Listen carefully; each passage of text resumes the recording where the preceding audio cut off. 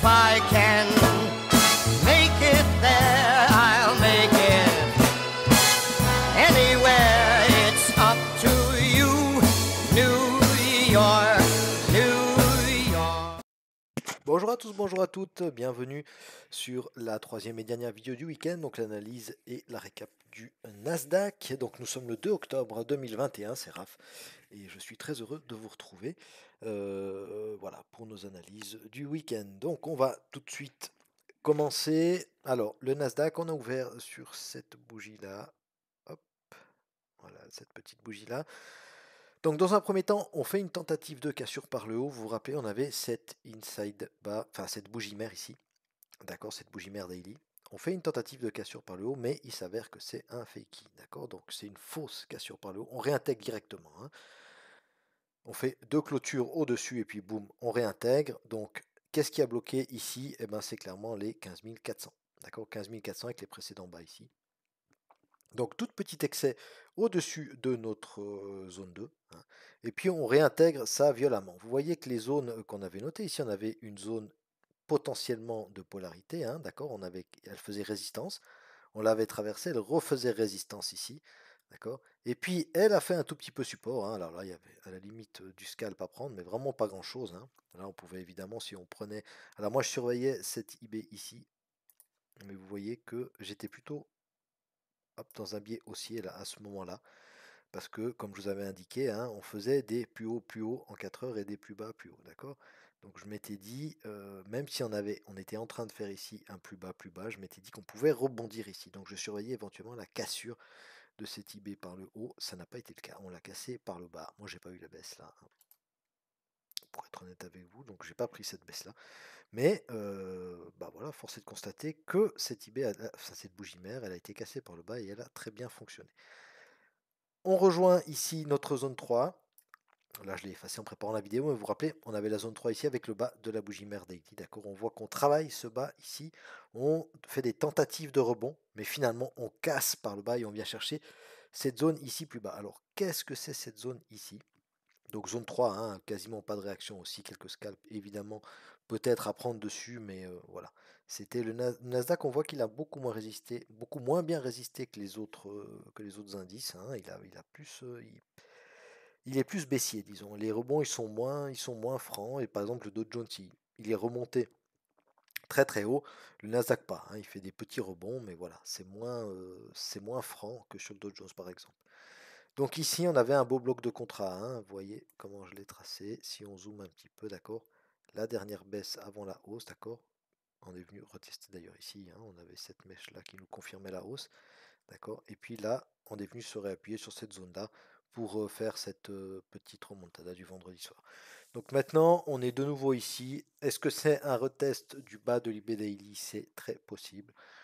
On verra. Après, on peut aussi la réintégrer, évidemment. Donc on verra tout à l'heure. On va bouger un peu nos zones, histoire de faire ça proprement. On va effacer un peu des zones qui sont moins pertinentes. Et puis, on verra ça tout à l'heure.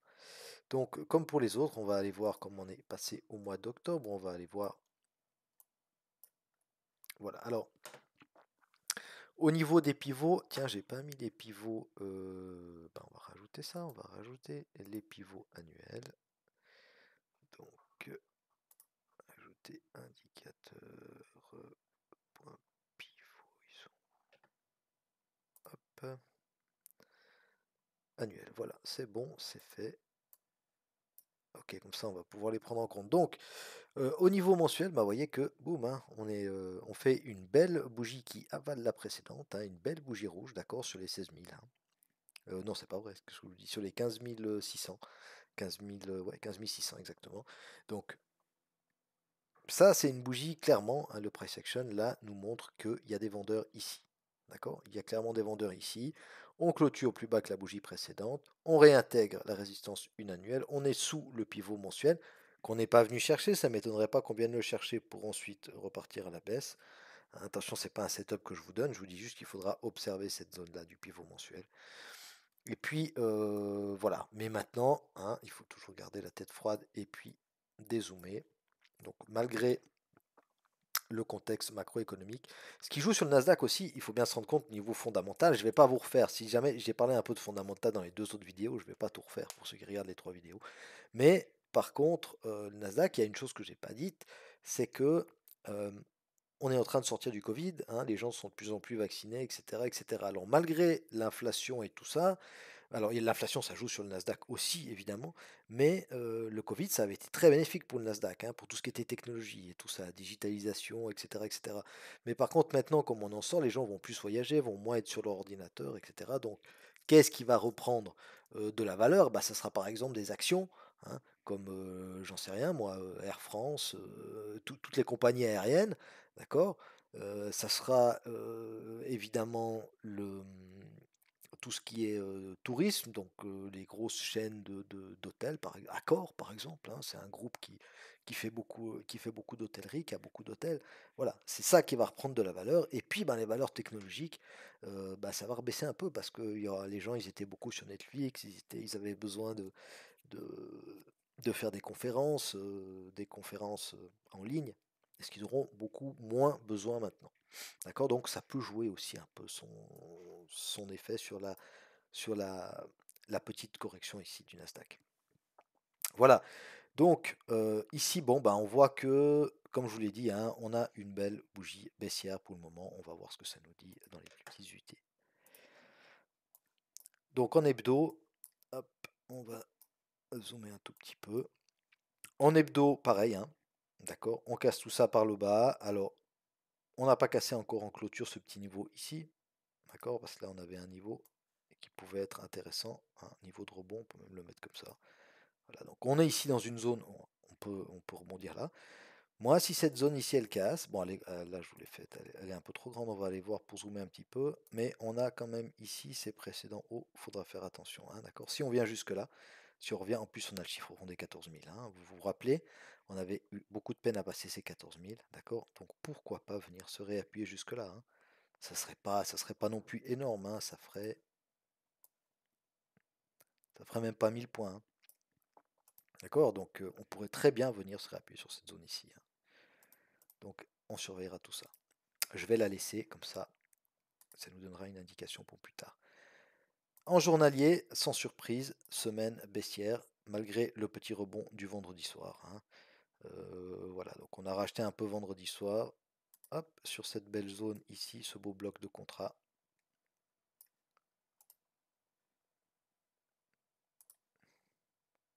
Hop.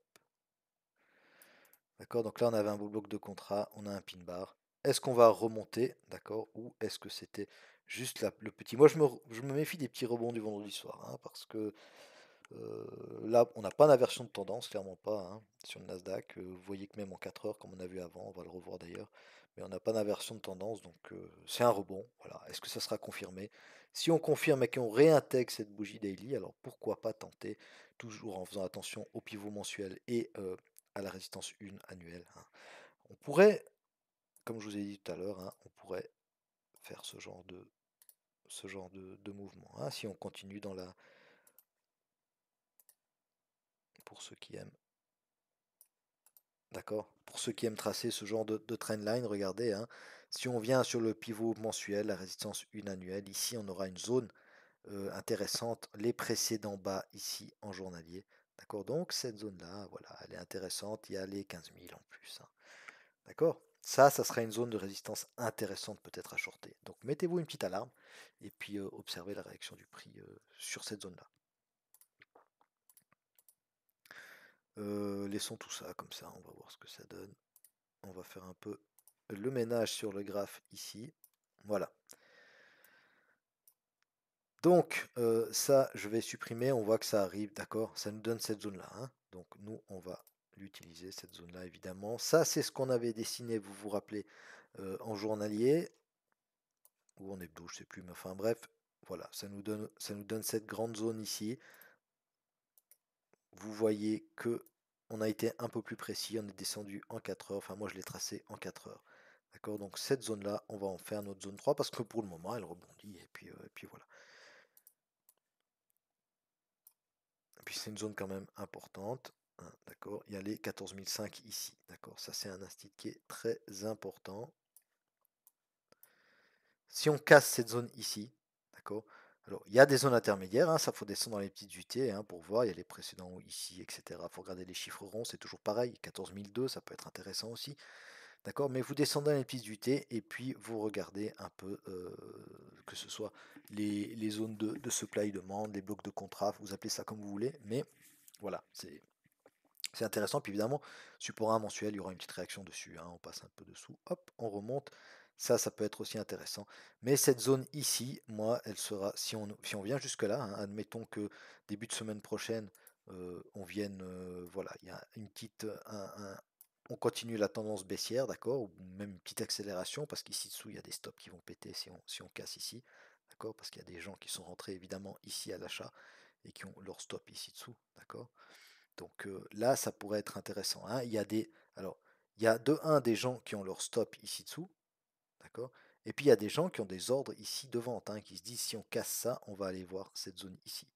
Donc là, il peut y avoir une petite accélération si on casse par ici. Donc on surveillera tout ça. Voilà. Donc si ça casse la zone 3, on surveillera peut-être les 14 000. Hein. Ensuite, ici, donc moi cette zone-là, je vais la supprimer pour que ce soit un peu plus clair. On voit qu'on n'a quasiment pas rebondi dessus. On conserve quand même le bas de cette bougie daily. Pourquoi? Pour deux choses. Premièrement, on pourrait la retester et partir à la baisse. Donc on a besoin de savoir, même si on est quasiment dessus maintenant, on a besoin de savoir que cette zone-là, c'est une zone de résistance. Ou alors on peut la réintégrer et ça deviendrait à nouveau une zone de support. D'accord? Hop, on va faire de la place ici. Comme on a dit, comme on a vu tout à l'heure, je vais mettre... Alors du coup, ça c'est une petite zone. Hein. Du coup, c'est une petite zone entre 15 000 et 15 040. C'est une petite zone de 40 points. Hein. Du coup, ça nous fait, si on tente quelque chose là-dedans, ça nous fait un stop. Faut pas le mettre juste au-dessus du pivot mensuel, hein, on peut faire un petit écart, hein, donc vous verrez bien. Mais si tout d'un coup on arrive ici, je dois la mettre en rouge, excusez-moi, hop, en rouge, à droite, voilà. Si on arrive ici dans cette zone et puis qu'on a un signal de retournement, franchement il faut y aller, d'accord? Il faut y aller, il faut tenter le coup avec un stop. Par là au-dessus, vous regardez à peu près, hein, il y a les combien? Il y a les 15 040, donc il y a les 50, peut-être, voilà. Après, ça dépend d'où vous prenez le trade, de votre aversion au risque, de votre money management, etc. Mais voilà, ça vaudrait la peine, je pense, si on a un signal ici. Donc, on va en faire notre zone 2. Ça, vous l'avez compris. Hop, tac, notre zone 2. Oups. Ok, donc ça, notre zone 2. Et puis, notre zone 1. On va supprimer ça, on va refaire ça proprement. On a ici une zone qui est aussi évidemment très intéressante.